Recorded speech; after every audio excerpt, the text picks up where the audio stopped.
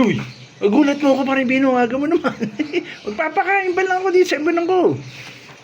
Uy, paring kaplog, huwag ka maingay ah. Kaya ako nagahan baka kasi pagdating ko dito, nandito na si paring Rocha. Hindi ko masabi yung napag-uusap-usapan eh. Ano naman ang mga gusto mo sabihin ng wala si paring Rocha? Parang gusto mo yata tayong dalawa lang mag-usap. Kasi meron na naman kumakalat, paring kaplog. Itong si paring Rocha, humihirit na meron daw siyang parang pasabog o panggulat na kaalaman. Ang dating, parang lang siyang may konting, alam mo na, topak. Parang iba na yung sinasabi niya eh. Teka, pare naman. Si paring Rocha pa, kilala natin yan eh. Dami natin natutunan dyan. Bakit naman sasabihin mong parang may topak? Anak nang hindi naman yata tama yan. Hindi, may sinasabi siya kasing, ewan ko ba? Huy! Butangin, kayong dalawa, buti na lang magaga. Buti lang magaga akong dumating. Mukha ako pinag-uusapan nyo ah. Ha? Kayong dalawa. Anak nang hindi ko bibigay itong at pandesal. May kape kayo pero wala kayong at pandesal ngayon. Kaya kayo? Ako pala pinag-uusapan nyo, ha? Kayong dalawa? Pasensya na, parang Rocha, kasi naman umihirit ka na meron kang parang panggulat na kaalaman, pero ang dating sa karamihang mag-iibon, parang may konting, alam mo na, tama ka na sa utak eh. Kakaiba ng sinasabi mo eh. Teka lang paring Bino, wag naman ganyan. Bahayaan natin magpaliwanag si paring Rocha. Ano ba yung sinasabi mong parang may topak sa siya? Ay, diyan ko po, Diyos ko naman. Tayong tatlo na nga lang naguhuntaan dito eh. Paring Bino, paring Kablog. Iisa lang naman ang gusto kong sabihin sa inyo. Pag natutunan nyo sinasabi kong kaalamang panggulat na bukod sa baguhan o veterano makikinabang, palagay ko kahit kayong dalawa malamang masasabi nyong panalo. Makakatulong talaga to mga kaibon. Ito, tapusin na natin tong dalawang to. Ang kulit pinag-uusapan na naman ako ng pasimple. Tapusin mo natin. Yung sinasabi kong panggulat, makakatulong talaga sa mission natin bilang pagpapalaganap ng color genetics at sa industriya. Teka, wait. And speaking of pagpapalaganap sa industriya ng ating misyon, may kailangan akong saluduhan mga kabibon. Dahil hindi naman sa napakahirap naman magpalaganap ng walang katulong. Kaya magpapasalamat muna ako sa mga nagsishare. Yung mga masipag mag-share, lalo na sa mga FB groups sa ibang region o ibang probinsya. Ito po, hindi natin mababasa lahat pero simulan na natin. Saludo kay Samahan ng Mag-iibon sa buong Laguna. Lagi ito nagsishare. Nakikita natin halos lahat ng vlog. Kay Judge o JAJ Aviary, masipag din to. Kay Anthony Panelo. Kay Dennis Kalilap. Of course, si Low Mute Aviary. Maya nagsishare siya. Hinamak me ni Aviary. Humirit pa siya rito. Nice. You're really good at explaining things, bro. Kay Kingsman Aragon Bella. Okay din to. Maya nagsishare. And of course, si Edwin Lacosta. AJK Backyard, salamat. Brian Regulto, Angelito Niño Gonzaga, eto medyo mahaba. Julietos Caromeo Delta Alpha del Rosario, ayun. Kaya focus lang po tayo sa mga gusto nating project mga kaibon. Eto hirit niya. Michael Messina, Jonathan Landasan, i-share niya to sa Kalinan, Davao Kakatails.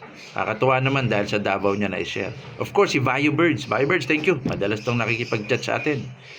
Si Ayan Merced Perez, si John Ray Lopareño, ayun sa Bacolod naman, Bacolod All Kinds of Birds, salamat at pinapaabot niyo sa Bacolod. Si Junior Print, thank you so much kasi sa Bicol to, Conyers in Bicol at Bicolanong Mag-iibon, si Junior Print, thank you.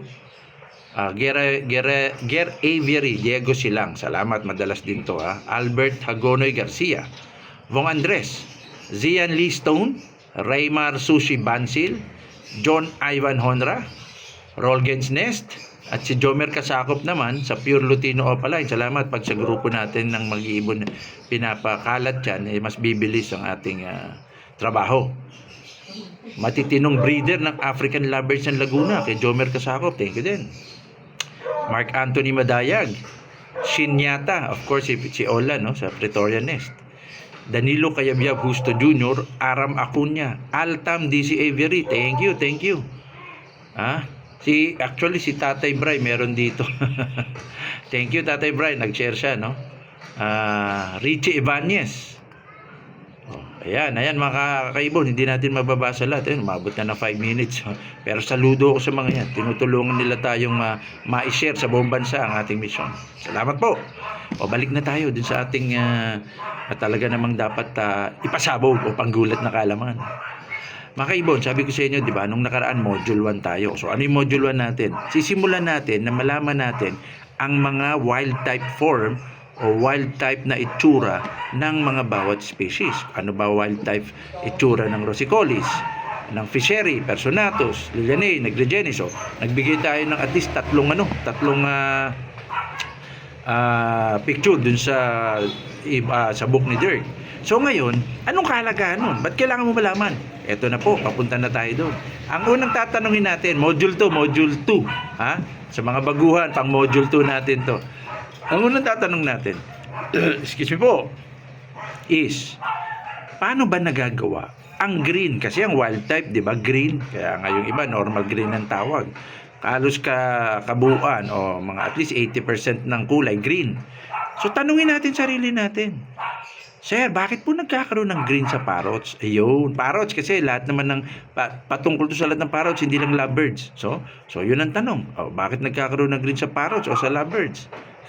Ano naman yung panggulat natin na kaalaman? Ha? Ito po mga kaibon, ang green sa mga ibon natin hindi po kulay. Ayan po yung sinasabi ni Paring Bino kung bakit akala nung iba may topak na ako. Aba, green lahat halos ang nakikita natin sa iba't ibang species ng lovebirds. Marami rin parrot ang green ang color niya. Bakit hindi kulay? Ulitin natin, no? Hindi po kulay ang green. Tinatawag ko nga po ito sa yung mga aking YouTube channel. Meron tayo na ilabas niyan, tsaka dun sa mga naisulat natin. Illusion lang po. Matagal na natin na isulat to. Illusion lang ang green. Illusion. Bakit po? Dalawang klase lang po kasi ang color pigment sa lovebirds. Dalawa. Pag sinabing color pigments, in other words, ito po yung mga chemical na nasa loob ng katawan ng ating ibon na nagpo-produce ng iba't ibang kulay. Kaya color pigment. So meaning, may kinalaman talaga ang mga chemical sa loob ng ating ibon para makapag-produce ng kulay na ito. So may dalawang pigment lang po. Tatandaan nyo, mga lalo na sa mga baguhan, pag ito natandaan nyo, medyo dadali ng konti ang pagpapaliwanag sa color mutation. Okay, introduce ko kayo kay paring Cetaphine. Cetaphine ang tawag sa unang color pigment. Anong spelling ng Cetaphine? Teka lang ha. Ito muna, ayan, para malinaw ha. Kung nakikita nyo, green is not a color pigment in lovebirds. Okay? Okay, mabilis lang to. Ang pigment, substance made through a chemical processes in the lovebird's body that emits a certain color. Okay? Ayan na. How color is produced in lovebirds. Okay mga kaibon, dalawa muna ang natin itatackle. Cetaphine. Number 1 yung cetaphine. Tingnan natin. Simple lang spelling ha. Pero ang pronunciation cetaphine. So letter P S I T A C I N. Cetaphine. Ayan mga kaibigan, cetaphine. So anong papel ng cetaphine dito sa sa ating ibon? Apat na kulay ang pinoproduce o nagagawa ng cetaphine para sa ating mga ibon. Yung color pigment na cetaphine. Yellow, number 1. 2, red. 3, orange. 4, pink. Ulitin natin ha. Ang cetaphine pigment, 4 ang napoproduce niyang color. Ito yung mga medyo light color. Yellow, red, orange, at pink. Diba? Kaya nga may pale-headed tayo sa sa Rosicolis, diba? Color pink, nag-color pink yung kanyang mask. Cetaphine yun. Of course, lahat ng mask ng lovebirds natin na pula, cetaphine yun. Lahat ng lumalabas na dilaw sa ating mga ibon, Lutino, diba? Tsaka yung mga B1, B2, nagdidilaw yan. Cetaphine ang may kagagawa nun. Cetaphine pigment. Okay? Orange, ganun din. Cetaphine pigment din na may kagagawan yan. So, alam na natin yung unang pigment, cetaphine. Ano yung pangalawang pigment? Melanin. Teka, parang kitang-kita rito yung ating pinaglabhan. O, pasensya na kasi pag hindi ako nag-laundry, baka mabatukan ako ng misis ko. Andito nga, nagbakasyon siya dito, tapos siya pa paglalabahin ko. Eh di syempre tayo na. Wait. Ito na yung melanin. Ayan, melanin, ha? MELANIN. Okay? So, malinaw. Dalawa na. Cytosine at melanin. Melanin pigment din po ito. Color pigment din. Okay? So, ano naman ang pinoproduce ng color pigment na melanin? Ayun, dinig pa yung mga... Nasa terrace ako, kaya pasensya na sa mga ingay, ha? Oh, ayun. Ayan na si Mrs. Oh, Mrs, pakilagay nga dito yung ating kapit tinapay. Ayan. Ayaw niya magpakita, nahiya siya, pero... Ayan, ang kapet tinapay natin mga kaibon. Courtesy ni Mrs. Okay. So, review, mabilis.